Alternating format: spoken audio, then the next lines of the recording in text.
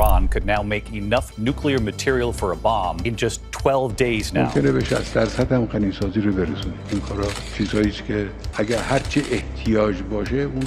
facility is quite large. It's big enough to house about 100,000 centrifuges. And make no mistake, Iran will not be satisfied by a single nuclear bomb. A few months ago, the head of the International Atomic Energy Agency paid a visit to Iran. The reason for this visit was sinister. Just a few days earlier, news broke out that Iran may very well be close to acquiring nuclear weapons. Now, the fact that Iran is trying to do this is not particularly shocking. The first investigations into Iran's nuclear programs were already done 20 years ago. What is shocking, though, is how close Iran is. What the International Atomic Energy Agency found was that Iran possessed uranium enriched to 84%. For anyone that doesn't understand the ins and outs of nuclear science, it boils down to this. Iran can make nuclear bombs within 12 days if they wish to. And that's according to top US Defense Department officials, who are looking at the situation very closely. Now, you may think that this isn't that concerning. With the Russia-Ukraine war going on, there is more than enough to worry about when it comes to nuclear bombs. Moscow possesses the biggest nuclear arsenal in the world, with close to 6,000 nuclear warheads. But Iran getting nuclear bombs is very concerning. This change will shake the entire geopolitical landscape of the Middle East. You see, a lot of countries don't like it when Iran tries to make these powerful weapons. For one, Israel has said it would attack Iran in the scenario that it gets close to acquiring nuclear capabilities. Yes, Israel will actually send in fighter jets to attack Iran's nuclear facilities. And since Israel is a big military ally of the United States, you can see how this can go downhill very fast. The Middle East has been plagued by wars, many with the US involved in them. Add to that Iran's many enemies in the region, such as Saudi Arabia, and the chaos is complete. In this video, we're going to talk about how Iran getting nuclear weapons can spark a major conflict. We'll go over all the different parties involved in this potential disaster, and why Iran would even do this in the first place. And surprise, surprise, Russia might be helping out Iran.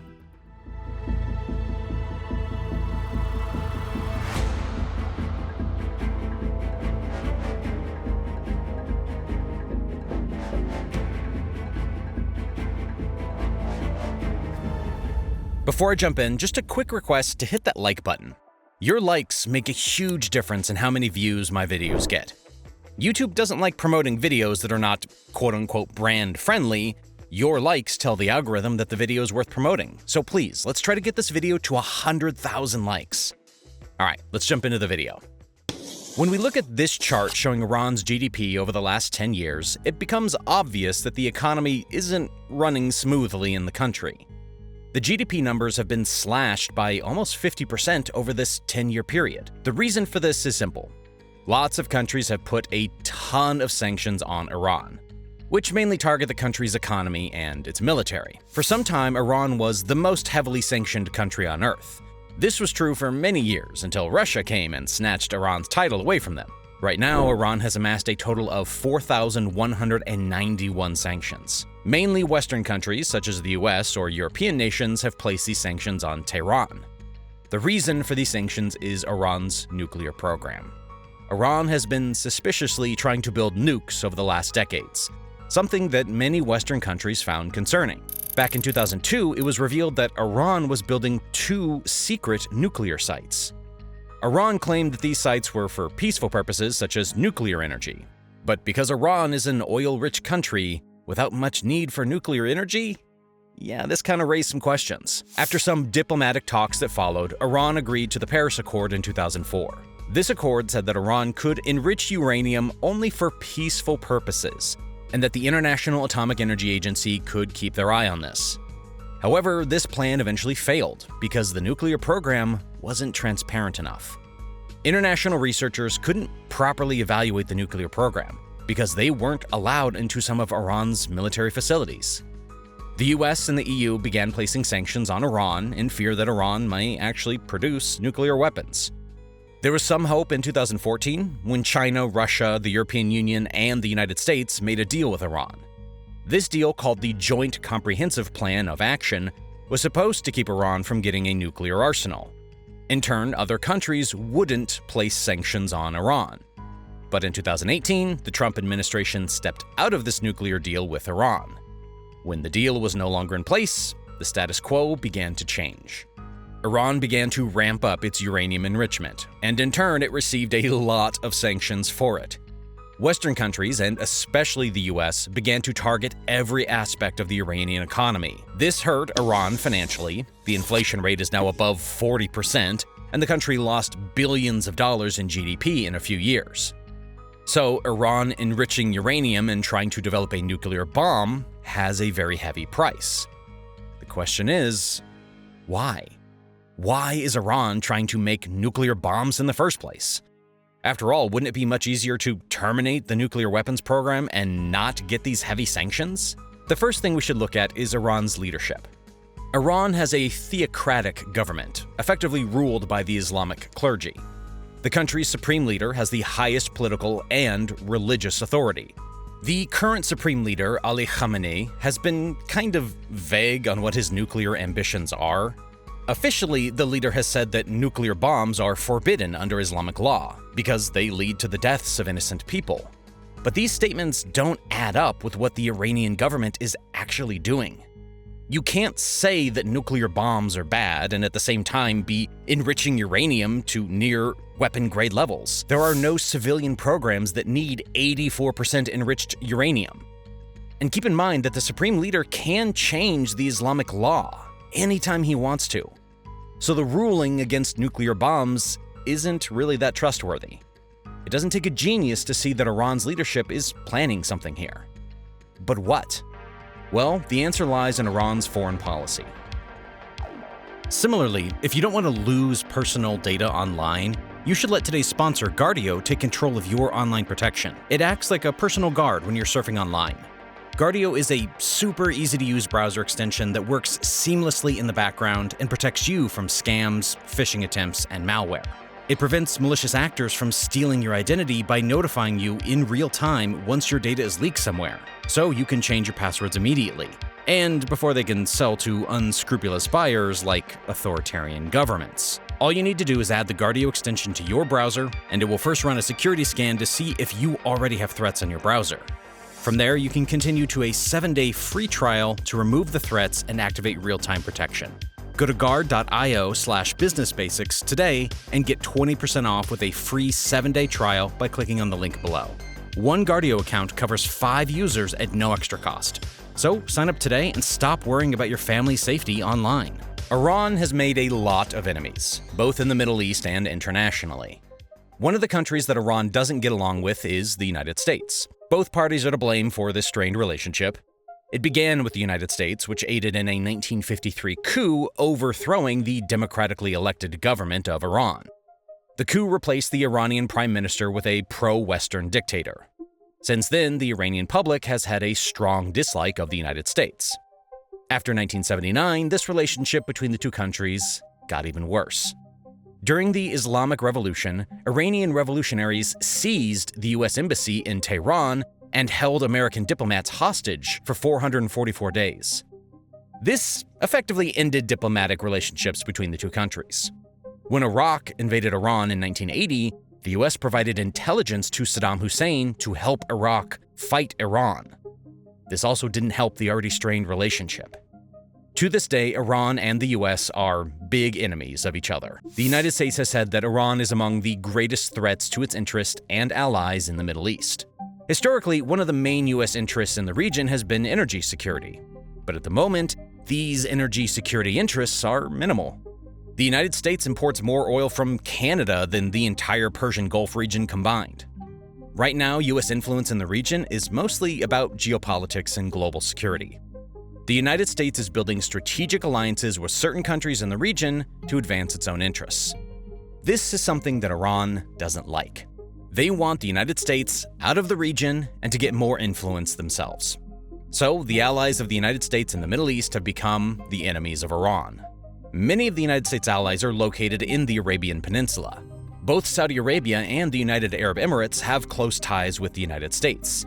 Saudi Arabia and the United Arab Emirates aren't the most reliable partners for the United States, however. After the war in Ukraine started and oil prices surged, the Saudi-led OPEC organization cut oil production, driving up oil prices even further. The United States didn't like this move because these oil-rich countries were profiting off of the war and the inflated oil prices. More recently, Saudi Arabia announced even more oil cuts despite US discouragement. But even though these alliances aren't that reliable, they are extremely important. Saudi Arabia and the UAE are some of the most powerful and influential countries in the Arab world. Washington has strategically built ties with these countries because it provides geopolitical benefits for the US. Having Saudi Arabia and the UAE on your side helps economically and politically. And one of these strategic ties is related to the military. The United States is both Saudi Arabia's and the UAE's top military supplier. As of the writing of this video, the United States is holding military drills with Saudi Arabia, the UAE, and other Gulf countries in Operation Eagle Resolve 23. These exercises are supposed to enhance cooperation and exchange military expertise. And Iran doesn't like this. It thinks that these countries are getting a little too close with the West and Iran's big enemy, the United States. That's why Iran has been fighting a cold war with Saudi Arabia and other Gulf countries. I've already talked about this at length in one of my previous videos, so you can feel free to check that out. But it comes down to this. Iran is fighting Saudi Arabia and its allies in proxy wars throughout the Middle East. Syria, Iraq, and Yemen are all examples of this conflict. Sometimes Iran itself sends in troops, but most of the time Iran supports militias and terrorist groups to achieve its aims. With these proxy wars, Iran is trying to expand its influence in the region to get even more powerful. And with the Cold War going on between Iran and Saudi Arabia, the rivalry is about power more than anything else. Iran doesn't like Saudi Arabia getting all too powerful in the Middle East, which is why it wants to expand its own influence. The tension between the two countries has cooled down significantly, with China's diplomatic helping hand. Saudi Arabia and Iran have recently restored diplomatic ties in an historic rapprochement move, but that doesn't mean the Cold War is completely over. Iran hasn't completely given up on its goals of becoming a regional powerhouse. Iran seeking to acquire nuclear bombs may very well be linked to this remainder of Cold War policy. When you're trying to expand your influence in the region, you want to be dominant in one way or another. Possessing nukes is a great way to do this. Additionally, the chances are small that your enemies will directly attack you when you have a ton of nukes. Because Iran has made a ton of enemies with its Cold War against Saudi-led powers in the region, this is very useful to have as a safeguard. But understandably, Iran's enemies aren't too happy about these nuclear ambitions. Saudi Arabia's foreign minister has said that all bets are off if Iran gets a nuclear weapon.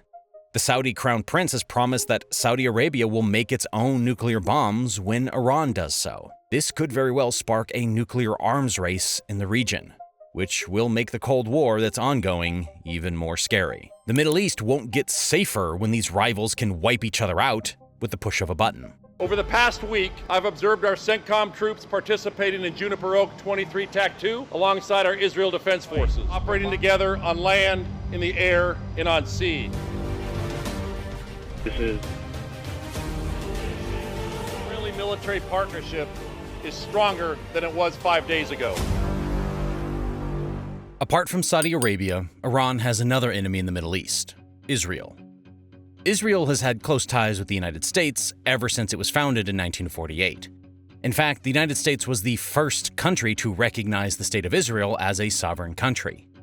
Since World War II, Israel has gotten $158 billion in U.S. foreign assistance for economic aid, but mainly for military purposes. The United States has given Israel more foreign military financing than the rest of the world combined. In 1989, Israel became a major non-NATO ally of the United States, giving the country a level of U.S. military backing. It's fair to say that the U.S.-Israel alliance is a strong one. Recently, U.S. forces trained together with the Israeli military in the Juniper Oak 23 joint exercises. These were the largest ever U.S.-Israel military exercises in history. Israel is, with no doubt, the strongest partner of the United States in the Middle East. Because Israel is such a close U.S. ally, it's also a very big enemy for Iran.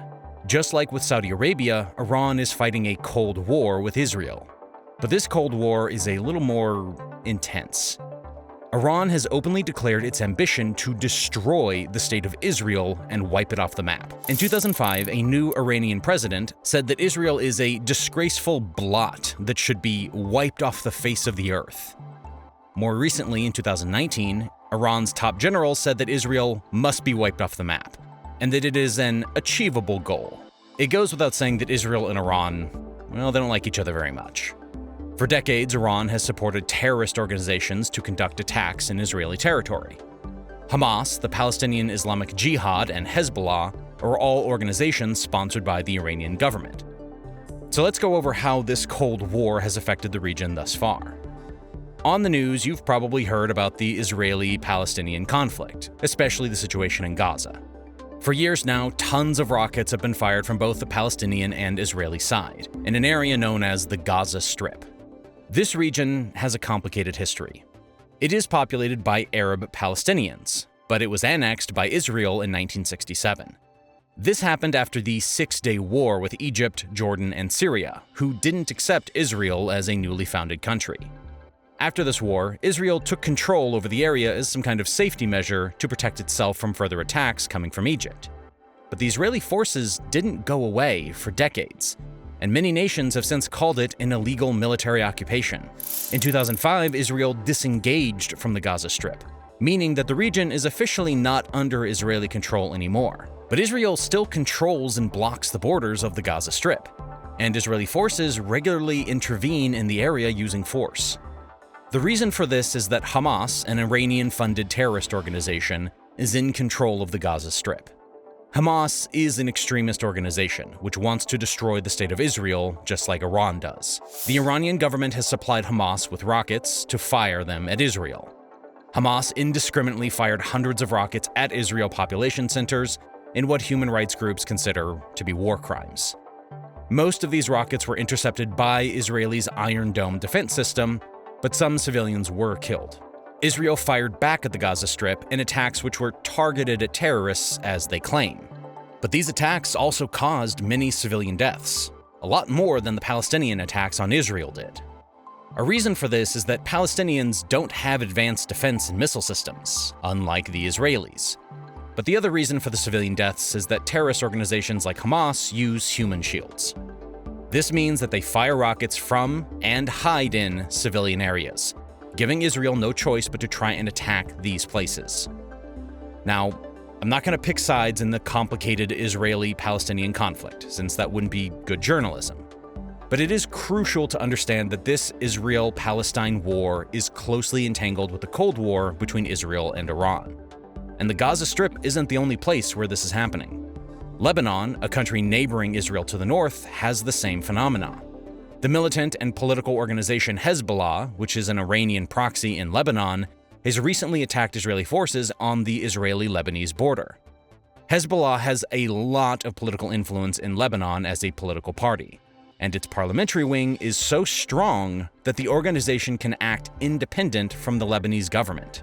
In 2006, Hezbollah killed several Israeli soldiers and abducted 2, prompting an Israeli reaction. In fact, these border skirmishes led to a full-on war between Israel and Lebanon. Israel performed attacks from the ground, air, and sea on Hezbollah facilities in Lebanon. The war lasted for 34 days straight, and it evolved into guerrilla warfare, killing over 1,000 Lebanese in total. Again, this tragic conflict is closely related to the war between Israel and Iran. Hezbollah wouldn't be as powerful as it was if it weren't for Iran. In fact, it wouldn't even exist. Hezbollah was created by followers of Iran's Ayatollah Khomeini, and its first troops were trained by Iranian Revolutionary Guards. To this day, Iran provides training, weapons, and money to the organization. U.S. estimates are that Iran gives $700 million annually to Hezbollah. By doing this, Iran is fighting Israel through its Hezbollah proxy. Another country where Iran and Israel are fighting each other is in Syria. After the Six-Day War in 1967, Israel has occupied another area, the Golan Heights. This former Syrian territory was supposed to be a buffer zone to protect Israel from further Syrian attacks. Because Syria is in a civil war right now, Israel has refused to give up this territory, and Iran has a role in this. The Syrian civil war has a lot of Iranian involvement in it. Iran supports Assad's government by providing weapons, training, technical support, and even thousands of combat troops. A recent example of this is when Iran smuggled weapons into Syria by using earthquake aid convoys as a disguise. Hezbollah, the pro-Iranian Lebanese group, is also actively involved in this civil war. The reason for Iran's support of the Syrian regime is to achieve its own geopolitical goals. For example, Tehran wants to have access to the Mediterranean Sea, and it wants more political influence in the region. The Israeli government doesn't like this. It doesn't want another pro-Iranian country right next to its border. That's why Israel decided to attack Iranian forces and proxies in Syria with air attacks. Starting all the way back in 2013, Israel has conducted hundreds of strikes in Syrian territory. Again, this has to do with the Israeli-Iranian Cold War. Israel is conducting these airstrikes because it doesn't like Iran being too close to its borders. From these three examples in Gaza, Lebanon, and Syria, you can see that this Cold War is pretty serious. Unfortunately, Iran getting nuclear bombs will only make this Cold War even worse. You see, Israel isn't letting Iran get away with producing nuclear bombs. According to Israel's Defense Minister Benny Gantz, the country is preparing for the possibility of an attack on Iran. Yes, Israel is actually planning to attack Iran. Gantz told his Air Force pilots in a speech that this attack can come in 2 or 3 years. When Iran gets too close to developing nuclear bombs, Israel will send in its fighter jets to try to bomb the Iranian facilities. This sounds like a recipe for disaster. And when Iran gets its nuclear bombs, it will be just that, a disaster. When Israel attacks Iran, it can spark an armed conflict between the two nations. Iran will most likely try to attack Israel back, and it could have the capabilities to do this. Just a few days ago, Iran unveiled a new hypersonic missile called Fatah. Theoretically, this missile can strike Israel in under 7 minutes, making the time for Israel to intercept very limited. Apart from this new hypersonic missile, Iran has an arsenal of other missiles that it can deploy. This will put Israelis' air defenses, such as the Iron Dome, to the test. And when such a direct Iranian counterattack with missiles fails, there are a lot of other options on the table. Tehran can also try to attack using its proxies in Lebanon, Syria, and Palestine to conduct the counterattack. In a very extreme scenario, Iran could even send in its own army to the front lines. But from the point of the Israeli attack onwards, it becomes impossible to predict what happens next. One thing is certain: the risk of escalation is very real. And when Israel and Iran get into war with each other, it will undoubtedly be a costly war. Israel has one of the most advanced militaries in the world. It is highly speculated that Israel already has a nuclear arsenal, which makes it a dangerous country to mess with. Apart from that, the country with just over 9 million people also has some of the world's best fighter jets, tanks, drones, you name it. But how can such a small country have such a good military? Well, for starters, the United States has signed a law to ensure Israel has a qualitative military edge in its region. The United States provides advanced weapons to Israel to make sure that its military is one step ahead of the others in the Middle East. What also helps is Israel's defense budget. The nation spent a whopping $24.3 billion on defense in 2021 alone. Iran can put up with this, though. In 2021, Iran's government spent $24.6 billion on its military.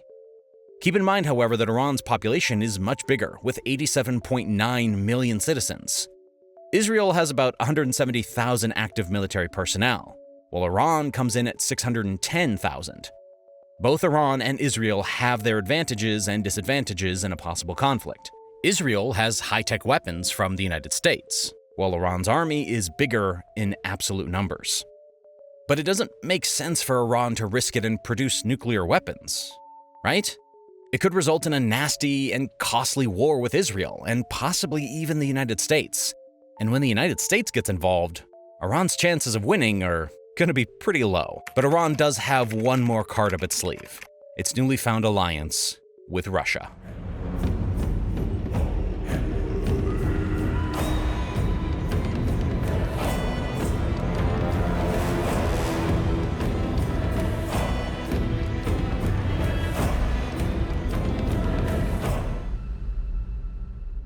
After the war in Ukraine started, Iran started to form a strategic alliance with Russia.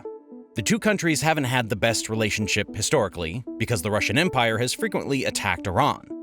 But after the fall of the Soviet Union, the nations have seen a significant shift in their relationship. After all, it's not surprising that the number 1 and 2 most sanctioned countries in the world are teaming up with each other. Both countries are facing economic and military pressures from the West, so forming an alliance makes a lot of sense. Iran has supplied Russia with hundreds of drones for the war in Ukraine, like the infamous Shahed 136 suicide drone. This drone has killed hundreds of people in Ukraine, and Tehran has also sent around 300,000 artillery shells and 1 million rounds of ammunition to their new ally. Since the middle of 2022, Iran has become Russia's top military backer. But the question is, why is the Iranian government choosing to do this in the first place? It's not that the main Iranian objective here is just to help Russia fight the war. Sure, Iran is an enemy of the West, just like Russia, so it prefers Russian victory over Ukrainian one. But the purpose of this military support to Russia is obviously for Iran to get something in return, and that's exactly what's happening.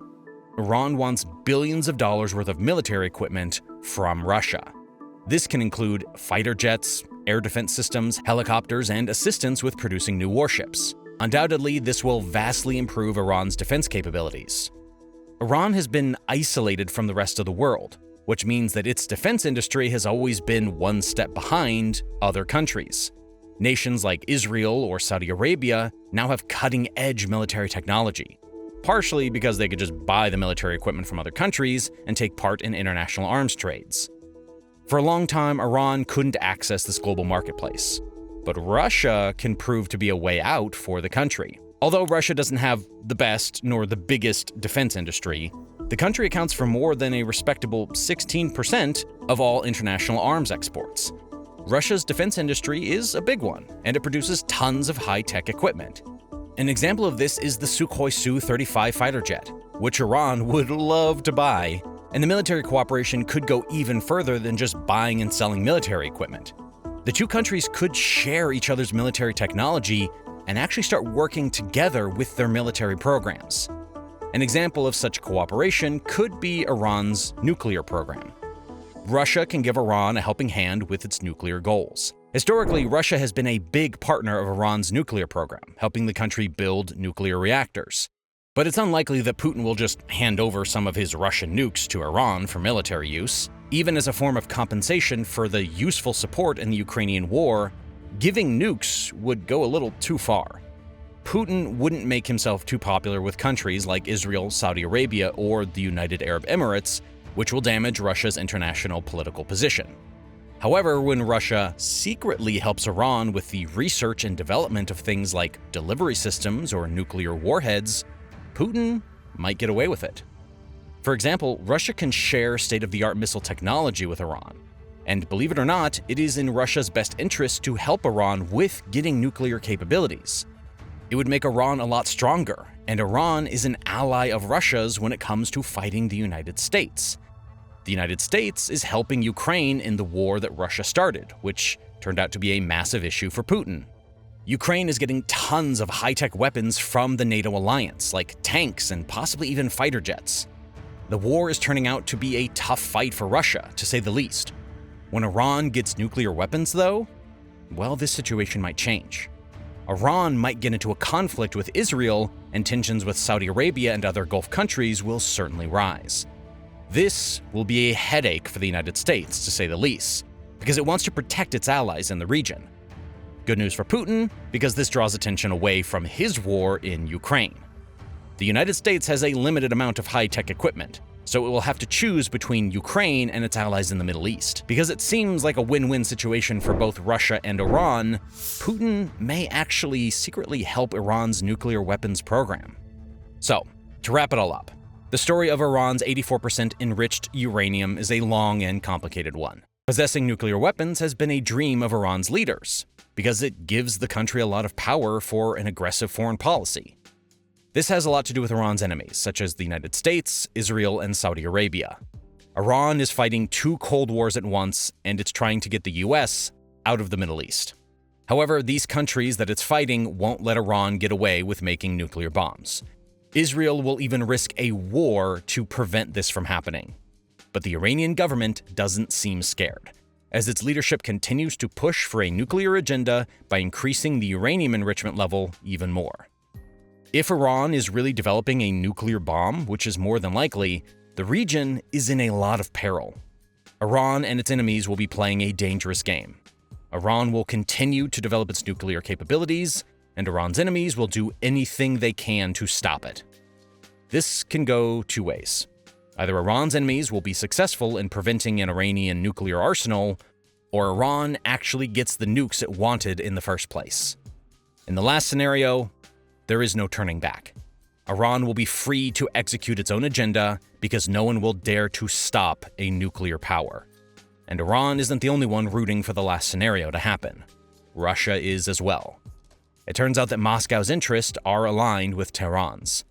This can be useful when it comes to the Iranian nuclear program, which the Russians could secretly help out with. No matter what the outcome is, this nuclear game can have fatal consequences. When the whole situation goes sideways, Iran might be heading to war.